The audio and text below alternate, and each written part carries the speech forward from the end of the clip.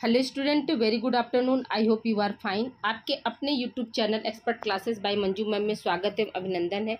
Student, आज मैं आप लोगों के लिए बीए बीएससी फोर्थ सेमेस्टर जिसका एग्ज़ाम जो है 2023 में हुआ था, उसका आज आप लोगों के सामने मैं होम साइंस का पेपर लेकर उपस्थित हुई हूँ, जो कि आपके एग्जामिनेशन के पॉइंट ऑफ व्यू से ये मोस्ट इम्पॉर्टेंट है। स्टूडेंट, ये कौन सी क्लास की बात मैं कर स्टूडेंट, तो फोर्थ सेमेस्टर का ये प्रीवियस ईयर पेपर जो कि आप लोगों का 2023 में होता है। बुकलेट सीरीज कौन सा है, तो बुकलेट सीरीज आप लोगों का डी है स्टूडेंट। ठीक है, तो आइए स्टूडेंट, बिना समय गवाए हम स्टार्ट करते हैं आप लोगों का प्रीवियस ईयर पेपर। देखिए, पहला क्वेश्चन आपका क्या कर रहा है स्टूडेंट, तो पहला क्वेश्चन है आपका कि प्राकृतिक वस्तुओं की डिजाइन कहलाती है। ठीक है, क्या है क्वेश्चन स्टूडेंट, प्राकृतिक वस्तुओं की डिजाइन कहलाती है। तो पहला ऑप्शन क्या दिया है, प्राकृतिक डिजाइन, दूसरा है शैली युक्त डिजाइन, तीसरा है आपका ज्यामिति डिजाइन, चौथा है आपका रचनात्मक डिजाइन। स्टूडेंट याद रखिएगा स्टूडेंट की क्या हो जाएगा, आपका प्राकृतिक वस्तुओं की डिजाइन क्या कहलाती है, प्राकृतिक डिजाइन कहलाती है, यानी नेचर डिजाइन कहलाती है, यानी ऑप्शन ए आपका सही हो जाएगा। ठीक है, पहला ऑप्शन यहाँ पे सही हो जाएगा। अगले प्रश्न की तरफ हम चलते हैं स्टूडेंट। अगला प्रश्न हमारा क्या है, तो आपका कणिकीय संचार कहलाता है। ठीक है, क्या क्वेश्चन आपका पूछ रहा है स्टूडेंट, कणिकीय संचार क्या कहलाता है, ये आपको पूछ रहा है। तो देखिए यहाँ पे क्या है, पहला ऑप्शन क्या है, आड़ा संप्रेषण, दूसरा ऑप्शन है तिरछा संप्रेषण, तीसरा ऑप्शन है बड़ा संप्रेषण और चौथा ऑप्शन है ये सभी। स्टूडेंट यहाँ पे क्या हो जाएगा, आपका उपरोक्त सभी हो जाएगा स्टूडेंट, यानी आपका ऑप्शन जो है डी यहाँ पे सही हो जाएगा। ठीक है, अगले प्रश्न की तरफ हम बढ़ते हैं स्टूडेंट। अगला प्रश्न हमारा क्या कहलाता है, देखिए संदेश होते हैं। ठीक है, क्वेश्चन आपका क्या पूछ रहा है स्टूडेंट कि संदेश होते हैं, क्या होते हैं, संकेतीकृत होते हैं, अपरिपक्व होते हैं, संरचनात्मक होते हैं, या इनमें से कोई नहीं। तो जो संदेश होते हैं वो कैसे होते हैं स्टूडेंट, आपके संकेतीकृत होते हैं, यानी ऑप्शन पहला आपका सही हो जाएगा। अगला प्रश्न हमारा क्या कह रहा है स्टूडेंट, अगला प्रश्न है कि गणितीय मॉडल का सूत्रपात किस वर्ष हुआ था। देखिए स्टूडेंट, जो रेड पेन से हमने निशान लगाया है वही आपका राइट आंसर है। ठीक है, तो ये आपका क्या है, गणितीय मॉडल का सूत्रपात कब हुआ था, तो 1948 ईस्वी में हुआ था स्टूडेंट। ठीक है, अगले प्रश्न की तरफ हम बढ़ते हैं स्टूडेंट। अगला प्रश्न हमारा क्या कह रहा है, अगला प्रश्न है कि सिंक को मान का केंद्र बनाकर बनाया गया रसोई घर होता है। सिंक को केंद्र मानकर नहीं, केंद्र बनाकर बनाया गया रसोई घर क्या कहलाता है, यू आकार का रसोई घर, यल आकार का रसोई घर, दो दीवारों वाला रसोई घर, या उपरोक्त सभी। स्टूडेंट याद रखिएगा कि इसका आंसर क्या हो जाएगा, यू शेप्ड हो जाएगा स्टूडेंट। यू शेप्ड का रसोई घर जो होता है वो आपका क्या है, सिंक को केंद्र मानकर बनाया जाता है, यानी ऑप्शन पहला आपका सही है। अगला प्रश्न क्या है स्टूडेंट कि आवास के निकट होने चाहिए। आवास के निकट क्या होने चाहिए, आपका विद्यालय है, स्वास्थ्य केंद्र है, डाकघर है और उपरोक्त सभी। स्टूडेंट तो यहाँ पे क्या हो जाएगा, आपका उपरोक्त सभी हो जाएगा। देखिए ये सब हम आपको क्लास में भी जो थ्योरी क्लास हमने लिया है स्टूडेंट, हमको लग रहा है आप लोगों का जो है टोटल हम मेरे ख्याल से 14 के लगभग आप लोगों की क्लास हो चुकी हैं। तो जो बच्चे आज हमारी पहली वीडियो देख रहे हैं तो वो जो है यूट्यूब पर जाकर प्ले लिस्ट के जरिए जो है पिंक कलर का थंबनेल आप लोगों का है, उस पर फोर्थ सेमेस्टर लिखा गया स्टूडेंट, तो आप लोग वहाँ से जाकर आप लोग अपनी तैयारी जो है बेहतर कर सकते हैं। इसके बाद कुछ जो है आप लोगों का कुछ क्लास हमने जो है बोर्ड पर लेक्चर के थ्रू भी दिया है, और आज आप लोगों का ये प्रीवियस ईयर पेपर सॉल्व करा दे। अभी एक आध दो आपको एग्जामिनेशन के आते आते एक आध दो मॉडल पेपर भी आप लोगों को मैं दे दूंगी। ठीक है स्टूडेंट, आइए अगले प्रश्न की तरफ हम बढ़ते हैं स्टूडेंट। अगला प्रश्न हमारा क्या है कि आवास को लेते समय क्या ध्यान रखना चाहिए। पहला ऑप्शन क्या है, स्वामित्व का कोई विवाद नहीं, दूसरा ऑप्शन है नगर पालिका का अनुमोदन, तीसरा ऑप्शन नक्शा का पास होना और चौथा ऑप्शन है उपरोक्त सभी। स्टूडेंट यहाँ पे क्या हो जाएगा, आपका ऑल ऑफ एबव हो जाएगा स्टूडेंट, क्या हो जाएगा, ऑल ऑफ एबव। स्वामित्व का विवाद नहीं, ठीक है, नहीं सॉरी, इसमें हो जाएगा आपका यहाँ पर कौन सा ऑप्शन सही हो जाएगा, उपरोक्त सभी होगा सही स्टूडेंट। ठीक है, उपरोक्त सभी होगा कि स्वामित्व का कोई विवाद नहीं होना चाहिए। ठीक है, नगर पालिका का अनुमोदन,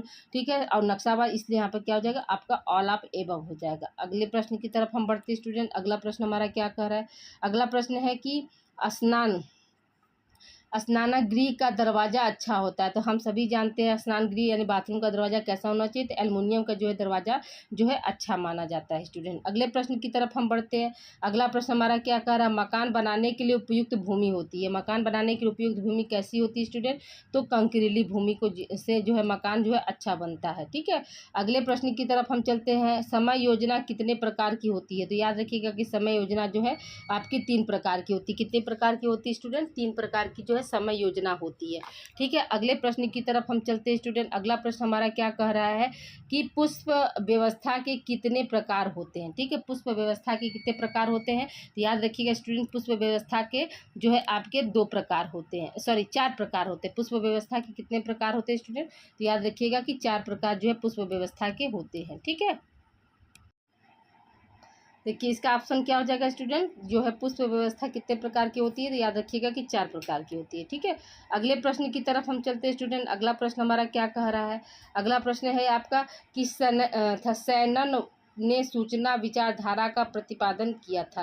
किस सन में जो है सैनन ने सूचना विचारधारा का प्रतिपादन किया था स्टूडेंट, हम क्या बताएंगे कि 1760 ईस्वी में। यानी ऑप्शन जो है 20 का सही हो जाएगा। अगला प्रश्न हमारा क्या कह रहा है स्टूडेंट, अगला प्रश्न है कि सोलर कुकर। ठीक है, नेक्स्ट प्रश्न की तरफ हम चलते हैं स्टूडेंट कि सोलर कुकर के प्रकार हैं। सोलर कुकर कितने प्रकार के होते हैं, तो याद रखिएगा कि सोलर कुकर जो होते हैं वो 3 प्रकार के होते हैं। कितने प्रकार के होते हैं स्टूडेंट, 3 प्रकार के होते हैं। अगले प्रश्न की तरफ हम चलते हैं स्टूडेंट। अगला प्रश्न हमारा क्या कह रहा है कि प्रसार शिक्षा का पहला चरण क्या होता है, तो पहला ऑप्शन है संतुष्टि, दूसरा ऑप्शन है कार्य, तीसरा ऑप्शन है ध्यान और चौथा ऑप्शन है उपरोक्त में से कोई नहीं। तो याद रखिएगा कि क्या हो जाएगा, आपका ध्यान जो है वो प्रसार शिक्षा का पहला चरण होता है स्टूडेंट। ठीक है, अगले प्रश्न की तरफ हम चलते हैं। क्वेश्चन नंबर 15 हम देखते हैं क्या कह रहा है स्टूडेंट। 15 आपका है कि प्रसार कार्य की शुरुआत करते वक्त ध्यान रखना चाहिए। ठीक है, पहला ऑप्शन है संस्कृति, दूसरा ऑप्शन है रीति रिवाज, तीसरा ऑप्शन है अभिरुचि और चौथा ऑप्शन है उपरोक्त सभी स्टूडेंट। तो क्या हो जाएगा, आपका प्रसार कार्य शुरू करते समय हमें क्या है सभी बातों का ध्यान रखना पड़ता है, जिससे संस्कृति का भी स्टूडेंट, ठीक है, रीति रिवाज भी, अभिरुचि भी। ठीक है, ये सब क्या है, ये सब को जो है हमें ध्यान रखकर जो है प्रसार कार्य करना चाहिए। ठीक है, अगले प्रश्न की तरफ हम चलते हैं स्टूडेंट। अगला प्रश्न हमारा क्या है कि प्रसार शिक्षण है। प्रसार शिक्षण क्या होता है, पहला ऑप्शन क्या है, एक अव्यवहारिक शिक्षण पद्धति, दूसरा ऑप्शन ए व्यवहारिक शिक्षण पद्धति, तीसरा ऑप्शन एक सामूहिक शिक्षण पद्धति और चौथा ऑप्शन है इनमें से कोई नहीं या कोई नहीं। याद रखिएगा कि जो प्रसार शिक्षण होता है वो क्या होता है स्टूडेंट, एक सामूहिक शिक्षण पद्धति होता है। प्रसार शिक्षा जो है किसके लिए चलाया जाता है स्टूडेंट, याद रखिएगा कि स्पेशली वो ग्रामीणों के लिए चलाया जाता है। ठीक है, अगला प्रश्न हमारा क्या है स्टूडेंट, अगला प्रश्न देखिए, व्यक्तिगत, ठीक है, व्यक्तिगत संपर्क हो सकता है कैसे, पहला ऑप्शन है घर जाकर, दूसरा ऑप्शन है पत्र लिखकर, तीसरा ऑप्शन है कार्यस्थल पर और चौथा ऑप्शन है उपरोक्त सभी स्टूडेंट। तो व्यक्तिगत संपर्क जो होता है स्टूडेंट क्या होता है, तो देखिए हम व्यक्तिगत किसी से पर्सनल संपर्क जैसे घर जाकर भी कर लेते हैं। ठीक है, पत्र लिखकर भी हम पत्र देने गए हाथों हाथ, वो भी हमारा व्यक्तिगत हो जाएगा। कार्यस्थल पर भी हो जाता है, इसलिए यहाँ पे क्या हो जाएगा, आपका उपरोक्त सभी हो जाएगा। ठीक है, यानी ऑप्शन जो है चौथा आपका सही हो जाएगा स्टूडेंट। अगले प्रश्न की तरफ हम चलते हैं स्टूडेंट। अगला प्रश्न हमारा क्या कह रहा है कि चीन की संचार पद्धति किस सिद्धांत पर आधारित है। ठीक है, चीन की जो संचार पद्धति है वो किस सिद्धांत पर आधारित होती है स्टूडेंट, याद रखिएगा कि एकात्मक सिद्धांत पर आधारित होती है। किस पे स्टूडेंट आधारित होती है, एकात्मक सिद्धांत पर जो है चीन की संचार पद्धति जो है आधारित होती है स्टूडेंट। ठीक है, अगले प्रश्न की तरफ हम चलते हैं स्टूडेंट। अगला प्रश्न हमारा क्या कह रहा है, अगला प्रश्न है कि संदेश में प्रेषण के लिए चुनाव करना चाहिए। ठीक है, संदेश में प्रेषण के लिए चुनाव कैसा होना चाहिए, पहला ऑप्शन है विभागों का, दूसरा ऑप्शन व्यवसायों का, तीसरा ऑप्शन है असंगठित लोगों का, चौथा ऑप्शन है साधन व माध्यम का। तो स्टूडेंट याद रखिएगा कि इसका आंसर क्या हो जाएगा, आपका साधन व माध्यम का, साधन या माध्यम का होता है। ठीक है, अगले प्रश्न की तरफ हम चलते हैं स्टूडेंट। अगला प्रश्न हमारा क्या कह रहा है कि संचार को प्रकट करने के लिए किसका प्रयोग होता है। ठीक है, संचार को यानी कम्युनिकेशन को या प्रकट करने के लिए हम क्या किसका उपयोग करते हैं, ये क्वेश्चन आपका पूछ रहा है स्टूडेंट। ठीक है, तो याद रखिएगा पहला ऑप्शन क्या दिया है, शब्दों का, दूसरा ऑप्शन है लेखों का, तीसरा ऑप्शन है चिन्हों का, चौथा ऑप्शन है उपरोक्त सभी स्टूडेंट। यहाँ पर क्या हो जाएगा, आपका फोर्थ ऑप्शन जो है यहाँ पर सही हो जाएगा उपरोक्त सभी पे। ठीक है, संचार को प्रकट करने के लिए क्या है, इन सभी का, शब्द का भी होता है, लेखों का भी होता है, चिन्हों का भी होता है। हम इशारे में बात करते हैं तो ये क्या हो गया आपका, मतलब संकेतों का। अब चिन्ह के जगह पर क्या है, संकेत भी हो सकता है स्टूडेंट। ठीक है, याद रखिएगा कि इस चिन्ह की जगह पर क्या होता है, आपके ऑप्शन में संकेत भी आ सकता है। फिर क्या है, लेखों यानी लिख कर कोई हम देकर कोई आर्टिकल वगैरह शब्दों का, ये सब सबके जरिए क्या करते हैं हम जो है कम्युनिकेशन करते हैं। अगला प्रश्न हमारा क्या है स्टूडेंट, अगला प्रश्न है हमारा कि रेडियो एवं दूरदर्शन द्वारा संपर्क कहलाता है, क्या कहलाता है, व्यक्तिगत संपर्क, सामूहिक संपर्क, विराट संपर्क और कोई नहीं। तो याद रखिएगा कि रेडियो और दूरदर्शन जो होता है वो क्या है, बड़े पैमाने पर हमारा कार्य करता है। तो यहाँ पे क्या हो जाएगा, आपका विराट संपर्क हो जाएगा स्टूडेंट। ठीक है, अगले प्रश्न की तरफ हम चलते हैं स्टूडेंट। अगला प्रश्न हमारा क्या है, देखिए वही प्रश्न वही है, खाली क्या किया है, इसमें ऑप्शन जो है घुमा दिया। तो पहला ऑप्शन क्या दिया है कि आवास होना चाहिए, सॉरी क्वेश्चन आपका क्या है, आवास होना चाहिए सिनेमा हॉल के पास, शांत क्षेत्र में, चौक में और स्कूल के पास। तो याद रखिएगा कि जो हमारा आवास होना चाहिए वो कहाँ पर होना चाहिए स्टूडेंट, तो याद रखिएगा कि वो आवास हमारा जो है शांत क्षेत्र में होना चाहिए। ठीक है, अगले प्रश्न की तरफ हम चलते हैं स्टूडेंट। अगला प्रश्न हमारा क्या कह रहा है, अगला प्रश्न है कि निजी मकान की हानि नहीं है, निजी मकान की हानि नहीं है। पहला ऑप्शन क्या, आर्थिक प्रारंभिक व्यय, दूसरा ऑप्शन है रख रखाव, तीसरा रख रखाव में अति व्यय, तीसरा ऑप्शन है आर्थिक सुरक्षा, चौथा ऑप्शन है आय में कमी होने पर असुविधा। तो निजी मकान से क्या है, हानि नहीं है। ठीक है, तो आर्थिक सुरक्षा की जो है हानि नहीं होती स्टूडेंट। ठीक है, निजी मकान हो जाता है तो हमारी आर्थिक सुरक्षा क्या होती है, स्ट्रांग होती है। ठीक है, तो हानि का बात है नहीं, यहाँ पर क्या हो जाएगा, आपका ऑप्शन 3 हो जाएगा। अगले प्रश्न की तरफ हम चलते हैं स्टूडेंट। अगला प्रश्न हमारा क्या कह रहा है कि डिजाइन का प्रकार नहीं है। पहला ऑप्शन है शैली युक्त डिजाइन, दूसरा ऑप्शन है प्राकृतिक डिजाइन, तीसरा ऑप्शन है कसीदाकारी डिजाइन, चौथा ऑप्शन है ज्यामिति डिजाइन। तो जो है आपका देखिए यहाँ पर क्या होगा, शैली युक्त जो डिजाइन है वो डिजाइन का प्रकार नहीं, बाकी ये तीनों जो है प्राकृतिक, कसीदाकारी और ज्यामिति, ये तीनों जो है डिजाइन के प्रकार होते हैं स्टूडेंट। ठीक है, आइए हम अगले प्रश्न की तरफ चलते हैं। अगला प्रश्न हमारा क्या है कि भवन का अच्छा आमुख माना जाता है। देखिए भवन का अच्छा आमुख किसको माना जाता है, पूर्व दिशा को, पश्चिम दिशा को, दक्षिण दिशा को, उत्तर दिशा को। तो किसको मानेंगे स्टूडेंट, तो पूर्व दिशा को, यानी पहला ऑप्शन सही हो जाएगा। अगला प्रश्न हमारा क्या है स्टूडेंट, अगला प्रश्न देखिए यहाँ पे कि आधुनिक रसोई घर का प्रकार नहीं है। ठीक है, कौन सी रसोई जो है आधुनिक रसोई घर के अंतर्गत नहीं आती है। तो याद रखिएगा कि इसका जो है आपका थर्ड ऑप्शन सही हो जाएगा कि 3 दीवार वाला जो रसोई होता है वो आधुनिक रसोई के अंतर्गत नहीं आता है स्टूडेंट। ठीक है, आइए अब अगले प्रश्न की तरफ हम चलते हैं स्टूडेंट। अगला प्रश्न हमारा क्या है कि प्रसार शिक्षण के कितने चरण होते हैं। याद रखिएगा कि प्रसार शिक्षण के 7 चरण होते हैं। कौन कौन से, तो पहला है आपका ध्यानाकर्षण, दूसरा ऑप्शन है अभिरुचि, तीसरा ऑप्शन तीसरा पॉइंट है आपका आकांक्षा, चौथा है आपका विश्वास, पांचवा है आपका क्रिया, छठवां है आपका संतुष्टि और सातवां है मूल्यांकन। ठीक है स्टूडेंट, याद रखिएगा ये सातों क्या है, आपके चरण हैं। आपको क्वेश्चन देखिए स्टेप वाइज हमने लिखा है, आपको क्वेश्चन ऐसे भी आ सकता है कि प्रसार शिक्षा के छठे चरण कौन सा है। ठीक है, प्रसार शिक्षा का छठा चरण कौन सा है, तो आप क्या बताएंगे, प्रसार शिक्षा का जो छठा चरण संतुष्टि है।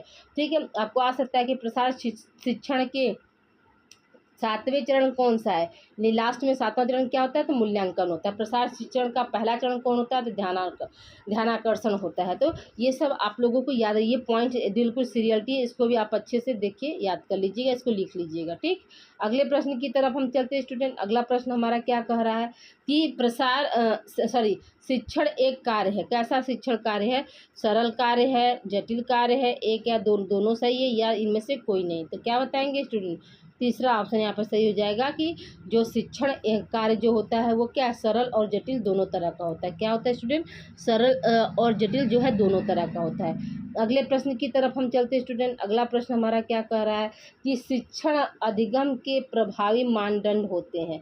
पहला ऑप्शन क्या है, प्रगतिशील, दूसरा ऑप्शन उचित योजना, तीसरा ऑप्शन सहानुभूति और चौथा ऑप्शन उपरोक्त सभी स्टूडेंट। तो क्या हो जाएगा आपका, उपरोक्त सभी हो जाएगा। क्या हो जाएगा स्टूडेंट, उपरोक्त सभी हो जाएगा।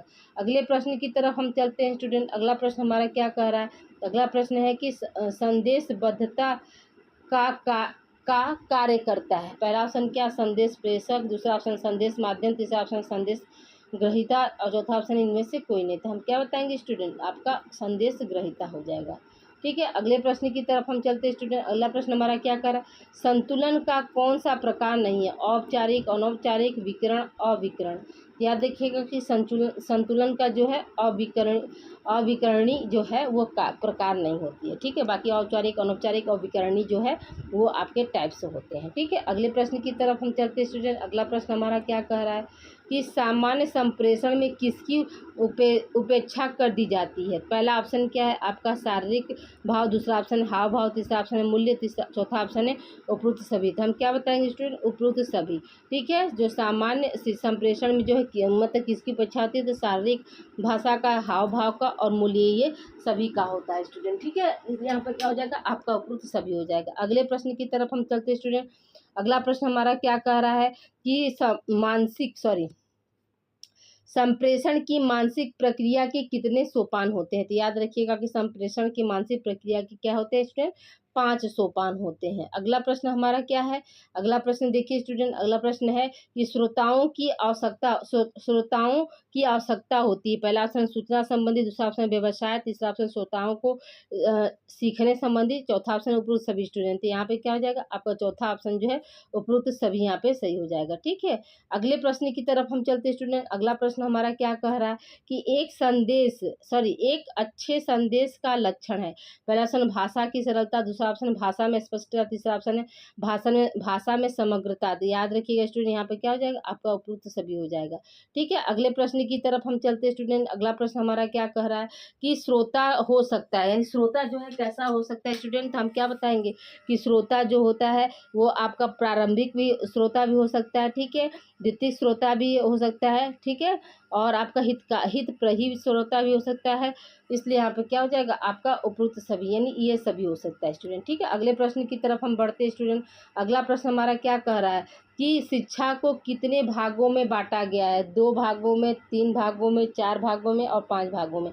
तो शिक्षा को कितने भागों में बांटा गया स्टूडेंट, 2 भागों में बांटा गया। फिर अगला प्रश्न हमारा क्या कर रहा है स्टूडेंट, अगला प्रश्न है कि औपचारिकतर शिक्षा क्या है। तो पहला ऑप्शन क्या है विस्तृत, दूसरा ऑप्शन है संकुचित, तीसरा ऑप्शन है एकल और चौथा ऑप्शन इनमें से कोई नहीं। था हम क्या बताएंगे स्टूडेंट कि जो औपचारिकता शिक्षा होता है वो विस्तृत शिक्षा होता है। ठीक है, अगले प्रश्न की तरफ चलते हैं। अगला प्रश्न हमारा क्या है स्टूडेंट, तो देखिए अगला प्रश्न है कि मारठंडम प्रोजेक्ट क्या है। मारठंडम प्रोजेक्ट के लक्ष्य हैं। पहला ऑप्शन क्या है धर्म का प्रचार, दूसरा ऑप्शन है प्रशिक्षण कार्यक्रमों का आयोजन, तीसरा ऑप्शन है स्वयं सहायता और चौथा ऑप्शन है उपरोक्त सभी स्टूडेंट। याद रखिएगा कि जो है मारठंडम जो प्रोजेक्ट चला गया था तो उसमें क्या था, उसका उद्देश्य था ये कि धर्म का प्रचार भी है, प्रशिक्षण भी था स्टूडेंट। ठीक है, और क्या है आपका स्वयं सहायता, ये सभी जो है उसके अंतर्गत आते हैं।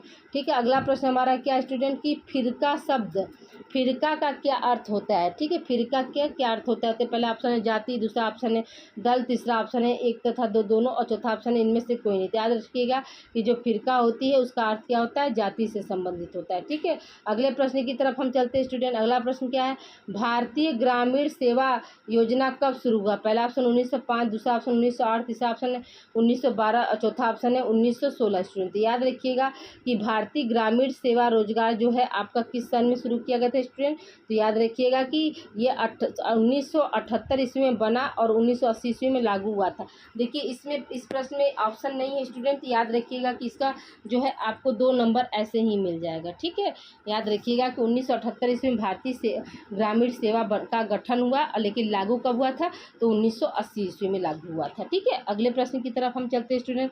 अगला प्रश्न हमारा क्या है, अगला प्रश्न है कि उपसाधनों के चुनाव के निर्धारक तत्व होते हैं। पहला ऑप्शन अभिव्यक्ति, दूसरा ऑप्शन है रेखा व आकार, तीसरा ऑप्शन है रंग, चौथा ऑप्शन है उपरोक्त सभी स्टूडेंट। यहाँ पे क्या हो जाएगा आपका चौथा ऑप्शन सही हो जाएगा। ठीक है, उपरोक्त सभी। अगले प्रश्न की तरफ हम चलते हैं स्टूडेंट। अगला प्रश्न हमारा क्या कह रहा है कि किसी भी कमरे की किस भाग की सुंदरता को बढ़ाते हैं। तो जो चित्र होते हैं वो क्या होते हैं स्टूडेंट, तो दीवार की भाग की सुंदरता को ना बढ़ाते हैं, किसको बढ़ाते हैं स्टूडेंट, तो दीवारों की सुंदरता को बढ़ाते हैं। ठीक है, अगले प्रश्न की तरफ हम चलते हैं स्टूडेंट। अगला प्रश्न हमारा क्या कह रहा है कि पुष्प सज्जा में सबसे पहले किन बातों का ध्यान रखना चाहिए। तो आपके अनुसार क्या यहाँ पर क्या हो जाएगा आपका चौथा ऑप्शन सही हो जाएगा संतुलन का।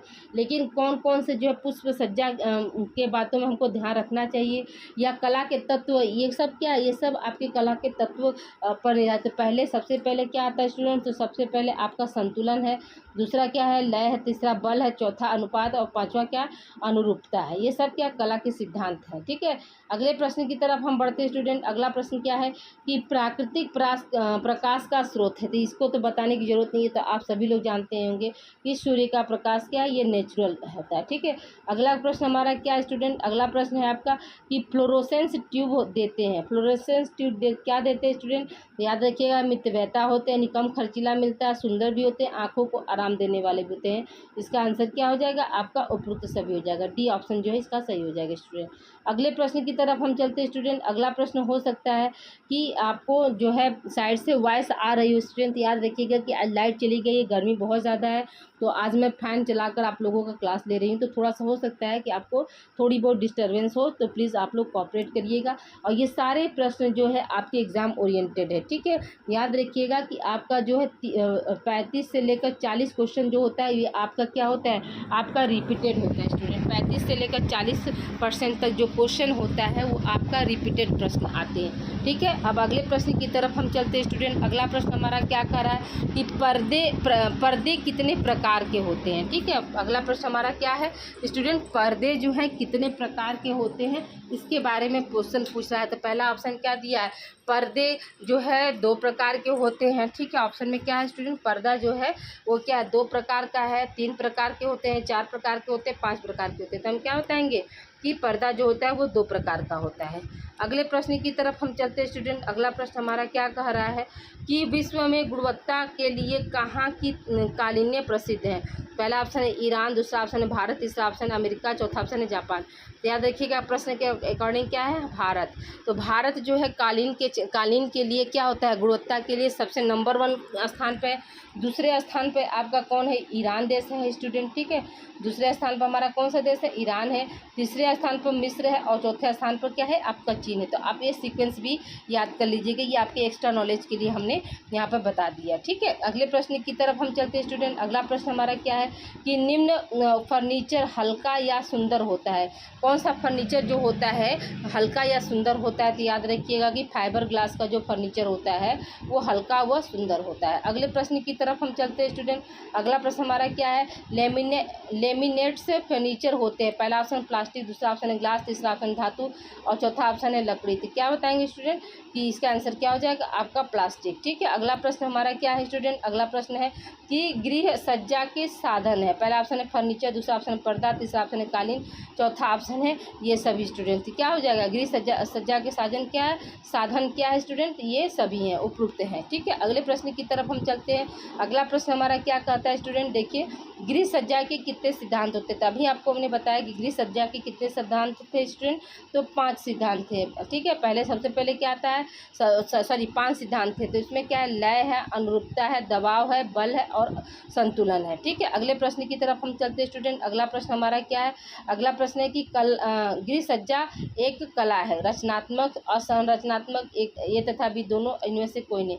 तो गृह सज्जा क्या है, एक रचनात्मक कला है। क्या है, एक रचनात्मक कला होता है। अगले प्रश्न की तरफ चलते हैं। अगला प्रश्न क्या है कि प्राथमिक रंग नहीं है। पहला ऑप्शन है लाल, पीला, हरा, नीला। क्या है स्टूडेंट, प्राथमिक रंग कौन सा आपका नहीं होगा, हरा होगा। ठीक है, अगले प्रश्न की तरफ हम चलते हैं स्टूडेंट। अगला प्रश्न हमारा क्या कह रहा है कि मध्यम रंग कितने प्रकार के होते हैं। तो याद रखिएगा कि मध्यम रंग जो होते हैं वो 6 प्रकार के होते हैं। कितने प्रकार के होते हैं स्टूडेंट, तो 6 प्रकार के होते हैं। अगले प्रश्न की तरफ हम चलते हैं स्टूडेंट। अगले प्रश्न की तरफ देखिए, ये अच्छे डिजाइन की विशेषता है। पहला ऑप्शन क्या, सुंदर, दूसरा ऑप्शन आरामदायक, तीसरा ऑप्शन है उद्देश्यपूर्ण, चौथा ऑप्शन है उपयुक्त सभी स्टूडेंट। हम क्या बताएंगे कि अच्छे डिजाइन की जो है विशेषता क्या होती है, वह मतलब ये तीनों को है, सुंदर भी होते हैं, आरामदायक भी होते हैं और उद्देश्यपूर्ण भी होते हैं। ठीक है, अगले प्रश्न की तरफ हम चलते हैं स्टूडेंट। अगला प्रश्न हमारा क्या कह रहा है कि रट के अनुसार डिजाइन का सिद्धांत नहीं है। पहला ऑप्शन है अनुपात, समरूपता, संतुलन और बल। तो याद रखिएगा क्या हो जाएगा, समरूपता जो है रट के अनुसार डिजाइन के क्या है, सिद्धांत नहीं है स्टूडेंट। ठीक है, अगले प्रश्न की तरफ हम चलते हैं। अगला प्रश्न हमारा क्या कह रहा है, रंगों के प्रयोग में आवश्यक है। पहला ऑप्शन है संतुलन, अनुरूपता, लक्ष्य और अनुपात। याद रखिएगा कि रंगों के प्रयोग में क्या आवश्यक होता है स्टूडेंट, तो लक्ष्य आवश्यक होता है। अगले प्रश्न की तरफ हम चलते हैं स्टूडेंट। अगला प्रश्न हमारा क्या है, सर्वोदय गांधीवाद का है। पहला ऑप्शन क्या, संरचनात्मक विकास, रचनात्मक विकास, विकासात्मक और इनमें से कोई नहीं। तो जो गांधीवाद से संबंधित है वो क्या है स्टूडेंट, आपका विकासात्मक विकास है। ठीक है, अगले प्रश्न की तरफ हम चलते हैं स्टूडेंट। अगला प्रश्न क्या है, रूरल रिस्ट्रक्शन इंस्टीट्यूट की स्थापना कब हुई थी? याद रखिएगा स्टूडेंट, 1921 ईस्वी में हुई थी। कब हुई थी स्टूडेंट? 1921 में हुई थी। याद रखिएगा, इसका आंसर क्या हो जाएगा? आपका तीसरा सही हो जाएगा। ठीक है, ये जो है गलत है। अगले प्रश्न की तरफ चलते हैं स्टूडेंट। अगले प्रश्न पर जाने से पहले स्टूडेंट आप लोगों से एक छोटी हम्बल रिक्वेस्ट है कि आप इस वीडियो को ज़्यादा से ज़्यादा बच्चों को आप लोग शेयर कीजिए स्टूडेंट। ठीक है, वीडियो को लाइक कीजिए। और अभी आप लोगों का जो है कुछ ही दिन में 1-2 मॉडल पेपर भी हम लोग आप लोगों को लगा देंगे। याद रखिएगा कि आपके जो सीनियर यानी जो 6 सेमेस्टर के जो बच्चे अभी एग्ज़ाम दिए स्टूडेंट, तो मेरे मॉडल पेपर से उनका 2 पेपर हुआ था। फर्स्ट पेपर में मेरे मॉडल पेपर से 65 क्वेश्चन आए थे स्टूडेंट, और सेकेंड पेपर में मेरे मॉडल पेपर से उनका 55 क्वेश्चन आया था। यानी सिर्फ वो क्या थे, ये फर्स्ट पेपर का मेरे ख्याल से 13 या 14 क्लास था, और सेकेंड पेपर में ये 10 क्लास था। यानी 10 क्लास के लेक्चर्स थे, उनका जो है 55 क्वेश्चन जो सही हुआ, और फर्स्ट पेपर में क्या था 65 क्वेश्चन उनका सही हुआ। तो आप लोग भी मेरे ही चैनल से बने रहिए। बस आप लोगों को 2 मॉडल पेपर और हम दे देंगे स्टूडेंट, 2 मॉडल पेपर और दे देंगे। उससे ज़्यादा बाहर आप लोगों का जो है नहीं आएगा स्टूडेंट। और स्टूडेंट याद रखिएगा, आप लोग 4th सेमेस्टर के बच्चे हैं, यानी आप ये क्या है 4th सेमेस्टर चल रहा है, तो 4th सेमेस्टर को करिकुलर की जो क्लास है स्टूडेंट, इसी चैनल पर पहले से आप लोगों को लगी हुई है, जो कि आप लोगों का कितना है 31 लेक्चर है स्टूडेंट। आप लोग यूट्यूब पर जाकर जो है को करिकुलर की तैयारी भी अपने आप बेहतर कर सकते हैं। आपको कहीं भी इधर उधर जाने की ज़रूरत नहीं है। जो हम बच्चे हमारे को करिकुलर होम साइंस के हैं, वो सिर्फ एक ही चैनल पर बने रहें, उनका सारा तैयारी जो है 6 सेमेस्टर तक और प्लस को करिकुलर, इन दोनों का तैयारी की जिम्मेदारी पूरी तरह से मेरी है। अगली प्रश्न की तरफ चलते हैं स्टूडेंट। तो संचार में कम से कम कितने व्यक्तियों का होना आवश्यक है? याद रखिएगा कि संचार में जो है कम से कम 2 व्यक्तियों का होना जो है आवश्यक होता है। अगले प्रश्न की तरफ चलते हैं। संचार क्या है? एक तरफा है, त्रियामी है, सार्वभौमिक, उपरोक्त सभी स्टूडेंट। याद रखिएगा कि जो संचार होता है वो यूनिवर्सल होता है। ठीक है, यानी सार्वभौमिक होता है। अगले प्रश्न की तरफ हम चलते हैं स्टूडेंट। संचार का क्षेत्र होता है, तो संचार का क्षेत्र कैसा होता है स्टूडेंट? याद रखिएगा कि व्यापक होता है। कैसा होता है स्टूडेंट? तो व्यापक होता है। तीसरा ऑप्शन सही हो जाएगा। अगले प्रश्न की तरफ हम चलते हैं। वर्तमान समय में संचार की महत्ता है शिक्षा में, उद्योग में, व्यापार में, इन सभी। तो याद रखिएगा स्टूडेंट, याद हो जाएगा इसका आंसर आपका इन सभी हो जाएगा, चौथा ऑप्शन सही हो जाएगा। अगला प्रश्न हमारा क्या है स्टूडेंट? देखिए ये प्रश्न फिर से दोबारा कि गणितीय मॉडल का सूत्रपात कब हुआ था स्टूडेंट? याद रखिएगा 1948 ईस्वी में हुआ था। ठीक है, अगले प्रश्न की तरफ हम बढ़ते हैं। अगला प्रश्न हमारा क्या है कि संचार में अंग्रेजी शब्द कम्युनिकेशन है। पहला ऑप्शन चीनी, फ्रांसीसी, लैटिन। तो जो है आपका कम्युनिकेशन जो है कैसा शब्द है? आपका लैटिन भाषा का शब्द है स्टूडेंट। अगले प्रश्न की तरफ हम चलते हैं। अगला प्रश्न हमारा क्या है? कम्युनिस्ट संचार सिद्धांत का प्रतिपादन हुआ था। तो याद रखिएगा कि ये कब हुआ था स्टूडेंट? तो 1980 में हुआ था। ये ऑप्शन में नहीं दिया स्टूडेंट, इसका आप लोगों का ऑलरेडी 2 नंबर पहले से मिल जाएगा। ठीक है, कितना नंबर? आपको 2 नंबर पहले से मिल जाएगा। ओके, अगले प्रश्न की तरफ हम चलते हैं स्टूडेंट। अगला प्रश्न हमारा क्या है? संचार की क्रिया है। पहला ऑप्शन सिर्फ आदान, सिर्फ प्रदान, ए तथा बी दोनों। तो याद रखिएगा कि यहाँ पर क्या हो जाएगा? आपका ए तथा बी दोनों हो जाएगा। अगले प्रश्न की तरफ हम चलते हैं स्टूडेंट। अगला प्रश्न हमारा क्या कह रहा है? वर्तमान समय में संचार की महत्ता होती है शिक्षा में, उद्योग में, व्यापार में और उपरोक्त सभी स्टूडेंट। याद रखिएगा इसका आंसर क्या हो जाएगा? आपका उपरोक्त सभी हो जाएगा। अगले प्रश्न की तरफ हम चलते हैं स्टूडेंट। अगला प्रश्न हमारा क्या कह रहा है कि अरस्तु मॉडल में संचार को कितने भागों में बांटा गया? अरस्तु मॉडल में संचार को कितने भागों में बांटा गया स्टूडेंट? आपका 3 भागों में। ठीक है, अगला प्रश्न की तरफ हम चलते हैं स्टूडेंट। अगला प्रश्न हमारा क्या कर? संचार विकास है, लोगों का, उद्योगों का, व्यवसाय का, इनमें से कोई नहीं। तो जो संचार होता है वो कैसे होता है स्टूडेंट? तो लोगों के विकास के लिए होता है, इसलिए ऑप्शन क्या हो जाएगा? पहला आपका सही हो जाएगा। अगला प्रश्न हमारा क्या है स्टूडेंट कि संचार का क्षेत्र है स्थानीय, राष्ट्रीय, व्यापक, इनमें से कोई नहीं। तो याद रखिएगा कि जो संचार का क्षेत्र होता है वो क्या है? स्थानीय होता है स्टूडेंट। ठीक है, अगले प्रश्न की तरफ हम बढ़ते हैं। अगला प्रश्न क्या है स्टूडेंट? तो शिक्षा को कितने भागों में बांटा गया? 2, 3, 4, 5। तो शिक्षा को कितने भागों में बांटा गया स्टूडेंट? तो याद रखिएगा कि 2 भागों में बांटा गया। कितने भागों में? 2 भागों में। ठीक है, औपचारिक शिक्षा और अनौपचारिक शिक्षा। अगले प्रश्न की तरफ हम चलते हैं स्टूडेंट। अगला प्रश्न क्या है? अनौपचारिकतर शिक्षा में परिवर्तन आया है। पहला ऑप्शन क्या है? मनोदिशा, दूसरा ऑप्शन बौद्धिक स्तर, तीसरा ऑप्शन कार्यकुशल, चौथा ऑप्शन है इनमें से सभी। स्टूडेंट क्या बताएंगे हम कि उपरोक्त सभी। यहाँ पे क्या हो जाएगा? आपका चौथा ऑप्शन यहाँ पे सही हो जाएगा, उपरोक्त सभी स्टूडेंट। ठीक है, आई होप यहाँ तक आप लोग को सारे क्वेश्चन जो है क्लियर हो गए होंगे स्टूडेंट।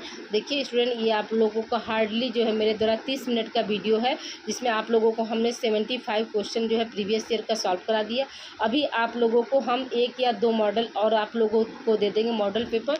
इससे ज़्यादा आप लोगों को कहीं भी नहीं पढ़ना है, सिर्फ मेरे मॉडल पेपर से और प्रीवियस ईयर के पेपर से आप लोग लगभग जो है 55+ क्वेश्चन जो है आप लोग सॉल्व कर लेंगे। तो प्लीज़ आप लोग सिर्फ चैनल से बने रहिएगा। ओके स्टूडेंट, अपना ध्यान रखिएगा। मिलते हैं हम अगली क्लास में। Thank you for watching. Take care student.